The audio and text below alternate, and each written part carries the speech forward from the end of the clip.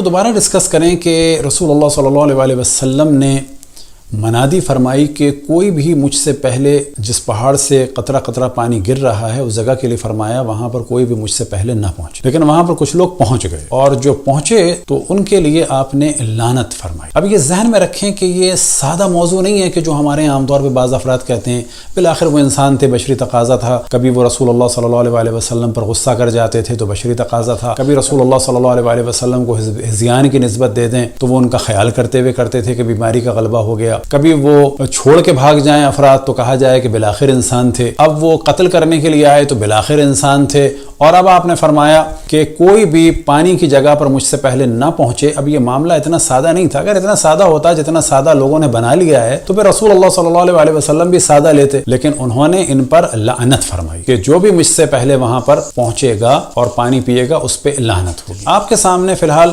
دو حوالے ہیں، ایک تو مسند احمد ابن حنبل اور شرح کے ساتھ حمزہ احمد زین کی جلد نمبر 16 اور صفحہ نمبر 614 اور حدیث نمبر ہے 23288 اور اس کے نیچے آپ دیکھیں اسنادہ صحیح۔ تو یہاں پر کیا موضوع ہے؟ حدثنا ابو نعیم حدثنا ولید، اور یہی روایت مسند احمد ابن حنبل میں اور جلد نمبر 38 میں اور حدیث نمبر ہے 23395۔ اصل روایت کیا ہے؟ حدثنا ابو نعیم حدثنا ولید یعنی ابن جمع۔ اب ابن جمع کے اوپر بہت زیادہ فوکس کریں کیونکہ ان کے بارے میں ایک ڈسکشن آئے گا، اور یہ ذہن میں رہے کہ ابن جمع کے اوپر بعض جگہ اٹیک بھی کیے ہیں کیونکہ انہوں نے بعض موضوعات ان سے نقل بھی ہوئے، لیکن بڑی عجیب بات یہ ہے کہ یہاں پر جب ان کو ڈسکس کیا جا رہا ہے تو اس روایت کے بارے میں کہا جا رہا ہے اسنادہ قوی علی شرط مسلم ورجالہ ثقات، کہ اس کی سند صحیح ہے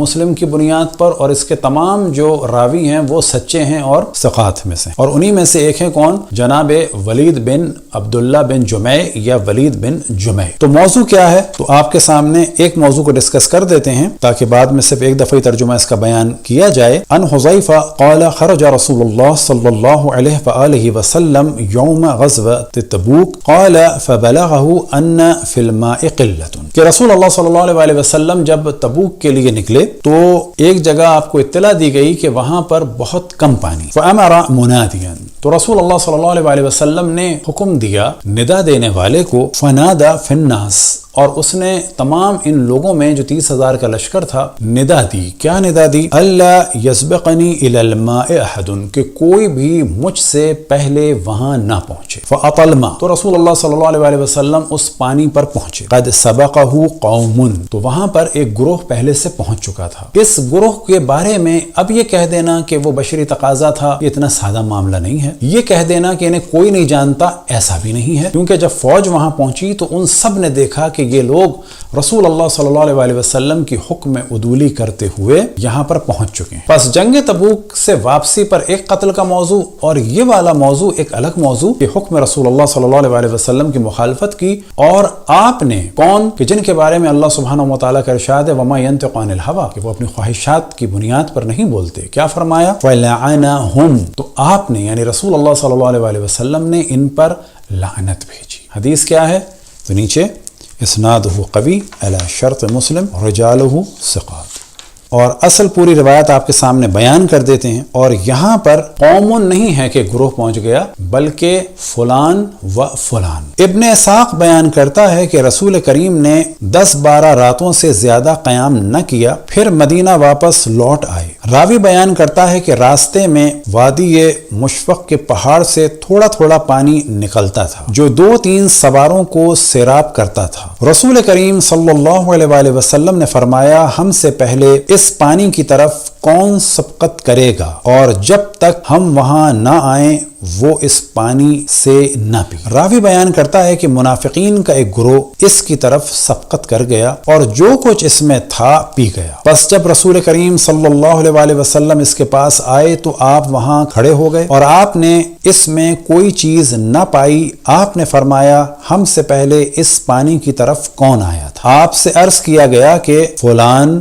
فلان آدمی آئے ہیں، آپ نے فرمایا کیا میں نے انہیں آگاہ نہیں کیا تھا کہ وہ میرے وہاں آنے تک اس پانی سے نہ پئیں؟ پھر آپ نے ان پر لعنت کی اور انہیں بد دعا دی۔ تو یہاں پر آپ دقت کریں کہ وہاں پر کہا گیا سبقتہ قوم، کہ ایک گروہ پہلے آ گیا، اور یہاں پر واضح ہوا کہ وہ پانی بھی پی گیا اور ان کا نام بھی لیا گیا فلان و فلان۔ اب یہاں پر دقت کریں کہ یہاں فلان فلان 2 دفعہ کہا گیا، تو مراد یہ نہیں ہے یہ 2 لوگ ہیں، یہ ایک گروہ کی صورت میں تھے، یعنی کم سے کم 3 یا اس سے زیادہ، انہیں بھی گروہ نہیں کہا جاتا، یہ کئی افراد تھے، اور قوم انہیں پہچان گئی، اصحاب انہیں پہچان گئے۔ لیکن بعد میں جو یہ شور کیا گیا کہ جس نے بھی رسول اللہ صلی اللہ علیہ وسلم کو دیکھ لیا اس کے بارے میں بات نہیں کرنی چاہیے، ان کے بارے میں کچھ کہنا نہیں چاہیے، اور پھر پاور کی وجہ سے ان ناموں کو چھپا دیا گیا۔ لیکن یہاں پر واضح ہے کہ یہاں نام تھے اور ان کو ہٹایا گیا۔ اگلا موضوع جو آپ کے سامنے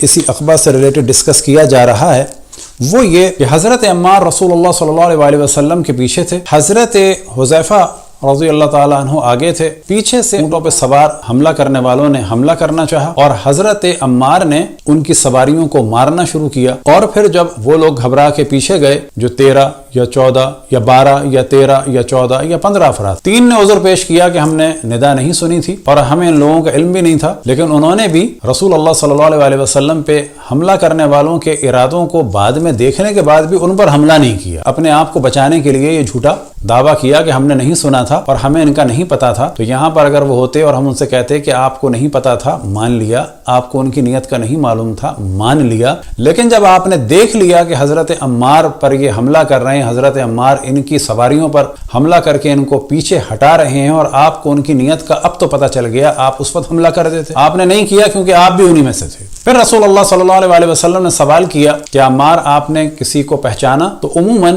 ذکر ہوا قد عرفت عامۃ الرواحل، کہ میں نے عموماً سواریوں کو پہچان لیا۔ 30,000 کی فوج میں سے سواریوں کو پہچاننا کوئی سادہ معاملہ نہیں ہے، یعنی یہ ایسے افراد تھے جو حضرت عمار ان کی سواریوں کو بھی پہچانتے تھے۔ تو بدایہ و نہایہ آپ کے سامنے ہے، جلد نمبر 7 اور صفحہ نمبر 187، اور یہاں پر رسول اللہ صلی اللہ علیہ وسلم سے سوال کیا گیا، قال یا عمار هل عرفت القوم، کیا تم نے ان لوگوں کو پہچان لیا؟ قال قد عرفت عامۃ الرواحل والقوم متلثمون، میں نے عموماً ان کی سواریوں کو پہچان لیا لیکن ان کے چہرے چھپے ہوئے تھے۔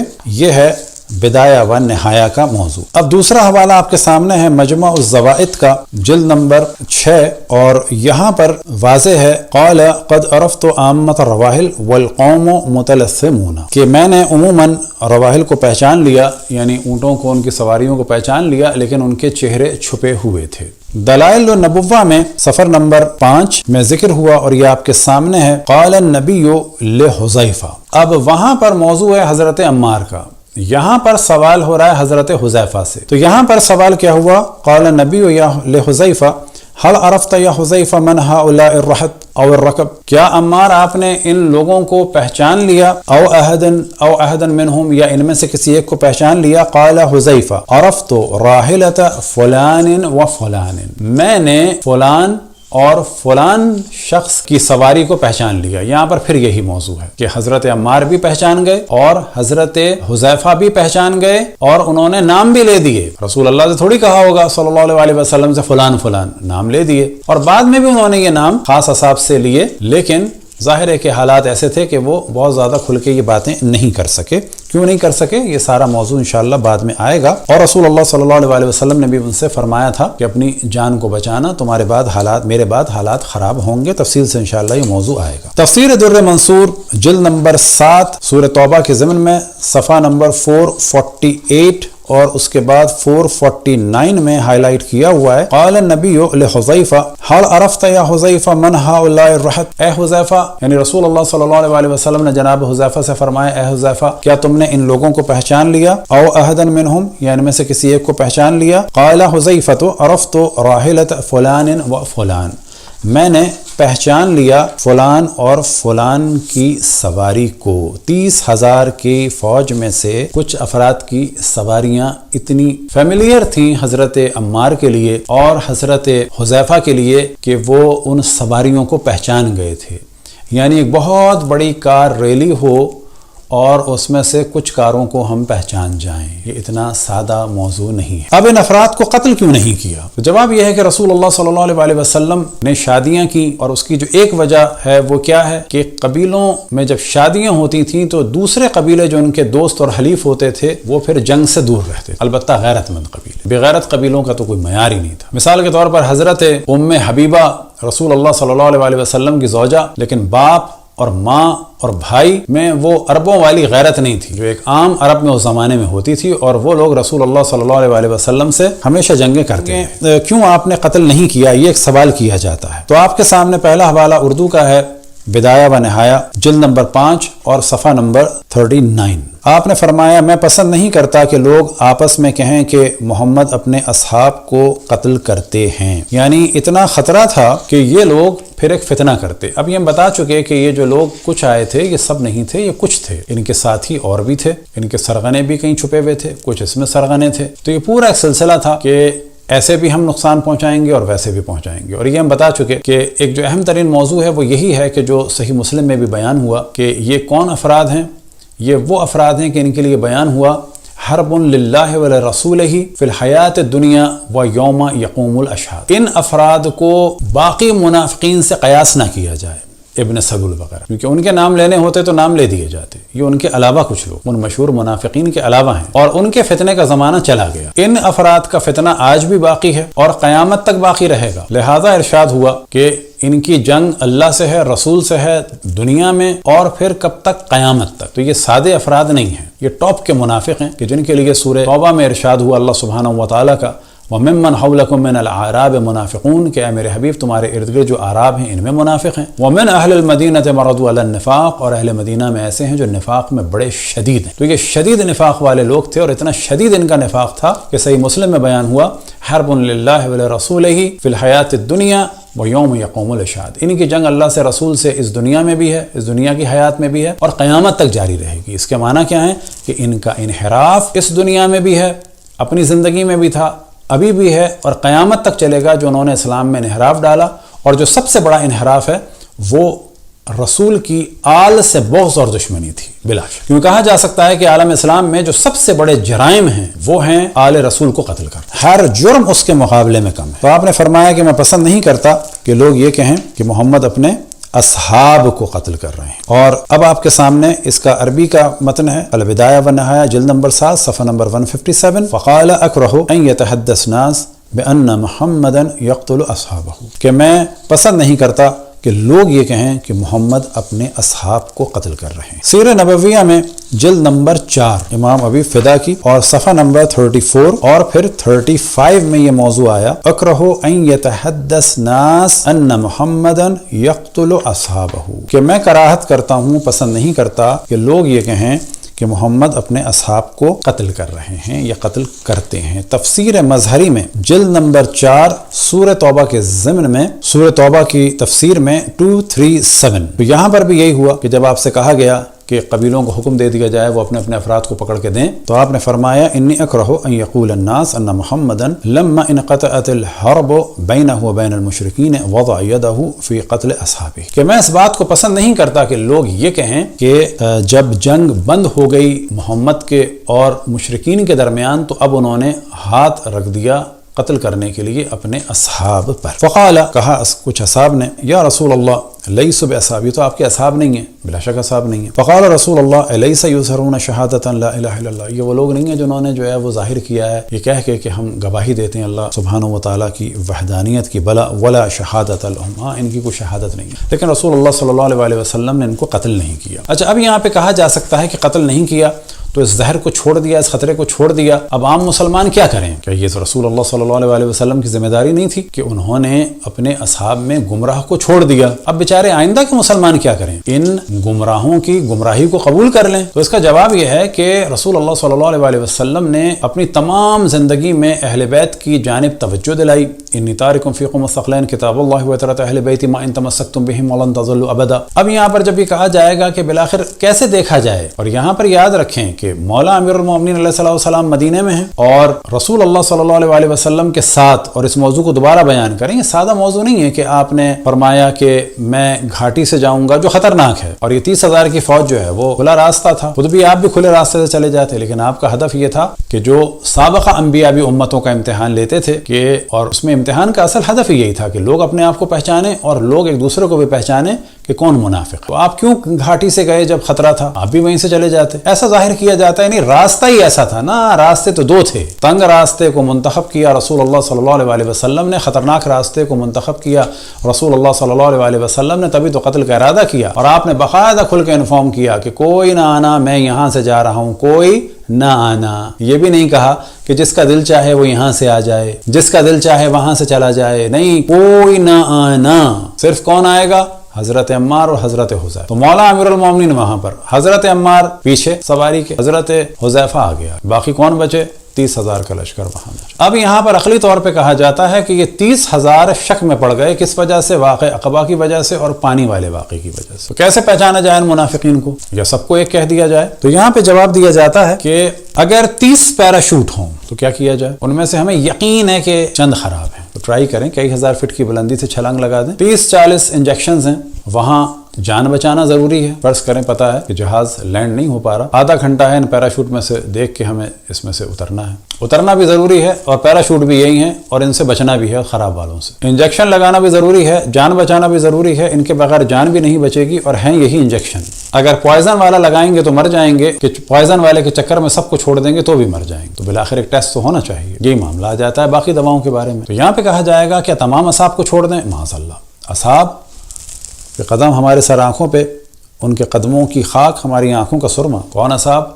جو رسول اللہ صلی اللہ علیہ وسلم کے مطیع و فرما بردار ہوں، نہ یہ کہ ان کے مقابلے میں غصہ کرتے ہوں، ان کی توہین کرتے ہوں، ان کی مخالفت کرتے ہیں، ان کو معاذ اللہ بہکی ہوئی باتوں کی نسبت دیتے ہیں۔ اب کیا کیا جائے؟ یہ تمام اصحاب جو وہاں پر ہیں ایک طرح سے مشکوک ہو گئے، سب کو چھوڑ بھی نہیں سکتے، لیکن سب کے دامن کو تھام بھی نہیں سکتے، کیونکہ ان میں تو ایسے ہیں جو رسول اللہ صلی اللہ علیہ وسلم کو قتل کرنا چاہتے ہیں، ان میں تو ایسے ہیں جن پہ رسول اللہ صلی اللہ علیہ وسلم نے واضح حکم دیا کوئی مجھ سے پہلے وہاں پر نہ پہنچے جہاں پر پانی ہے۔ یہ وہاں پہنچ گئے، نہ فقط پہنچ گئے بلکہ پی گئے، اور آپ نے ان پر لعنت فرمائی، بد دعا فرمائی۔ تو جن پر لعنت فرمائی، جن کے لیے فرمایا کہ اونٹ سوئی کے ناکے سے گزر سکتے ہیں لیکن یہ نہیں گزر سکتے۔ اب ایک موضوع آ جاتا ہے دوبیلہ کا، تو یہاں پر ڈسکشن یہ ہے کہ اصل دوبیلہ ہے کیا؟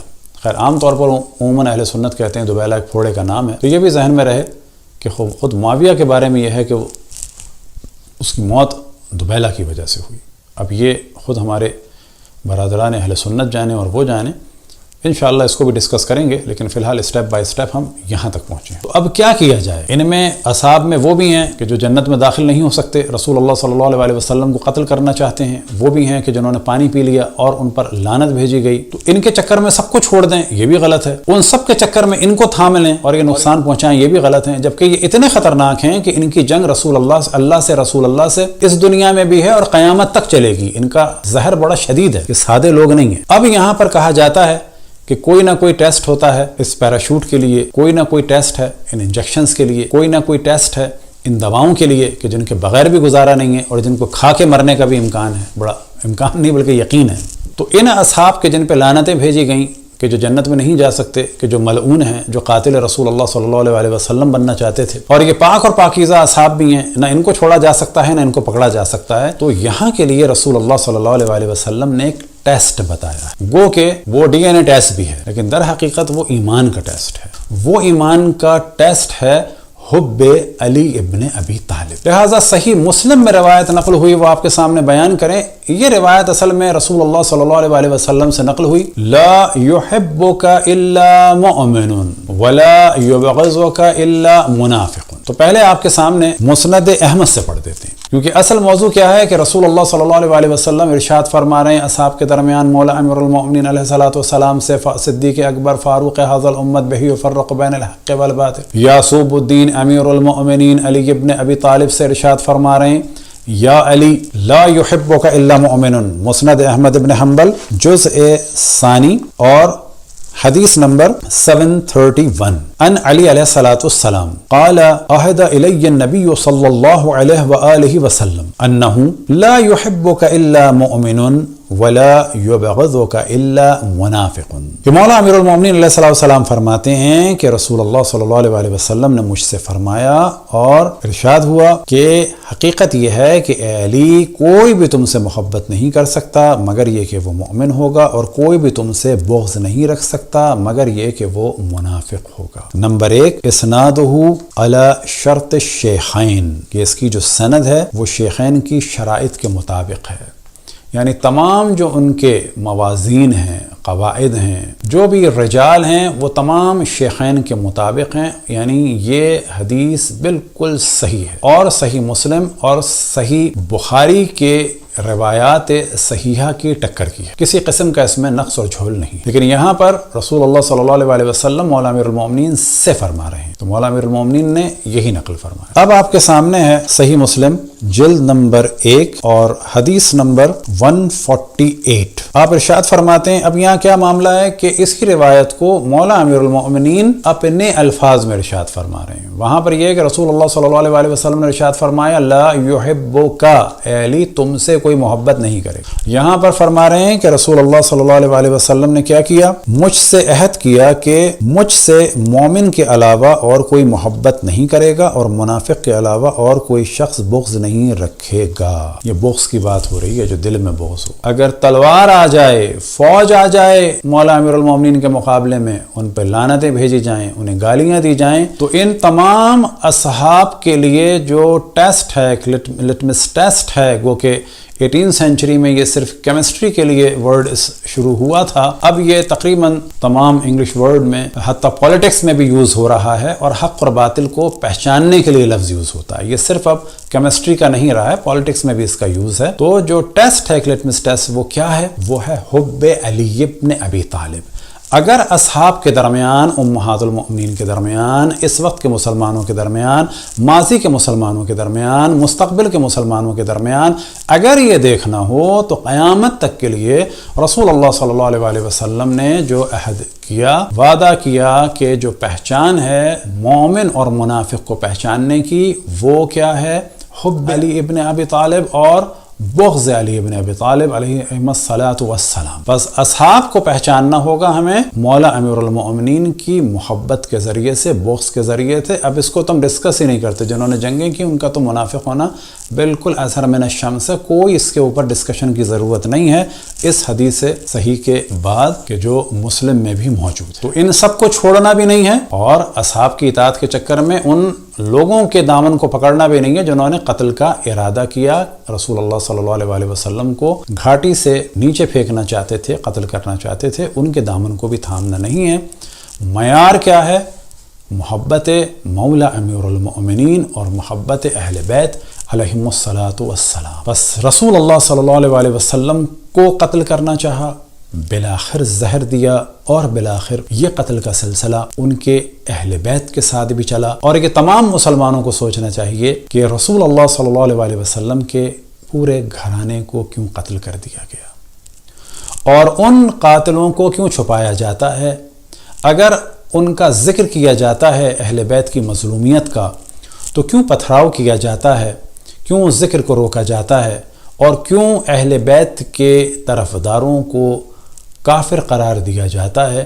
یہ اگر سمجھ میں آ جائے تو سمجھ میں آئے گا کہ یہ جو مسلم میں نقل ہوا کہ ان لوگوں کی جنگ ہے حرب للہ ولرسولہ فی الحیات الدنیا ویوم یقوم الاشہاد، کہ ان منافقین کو سادہ نہ سمجھیں، ان کی جنگ اللہ سے ہے، رسول اللہ صلی اللہ علیہ وآلہ وسلم سے ہے، اور یہ جنگ ان کی زندگی سے لے کے آج تک اور آج سے لے کے قیامت تک ہے. اور قیامت میں بھی یاد رکھیں کہ یہ اتنے شدید منافق ہیں، اتنے اندر سے خبیث ہیں کہ یہ وہاں پر بھی رسول اللہ صلی اللہ علیہ وآلہ وسلم سے کسی بھی اعتبار سے نہ معافی مانگیں گے، اور نہ ہی ان کے وہاں پر بھی ایسے ہو جائیں گے کہ جی پشیمان ہو گئے. نہیں، یوم یقوم الاشہاد، اس وقت تک ان کی جنگ چلتی رہے گی. اب انشاءاللہ کچھ اور موضوعات کو آپ کے سامنے لے کے آئیں گے اسی جنگ تبوک سے ریلیٹڈ، وصلی اللہ علی جنگ تبوک کے بعد واقعہ عقبہ سے ریلیٹڈ، وصلی اللہ علی محمد و آلہ الطاہرین۔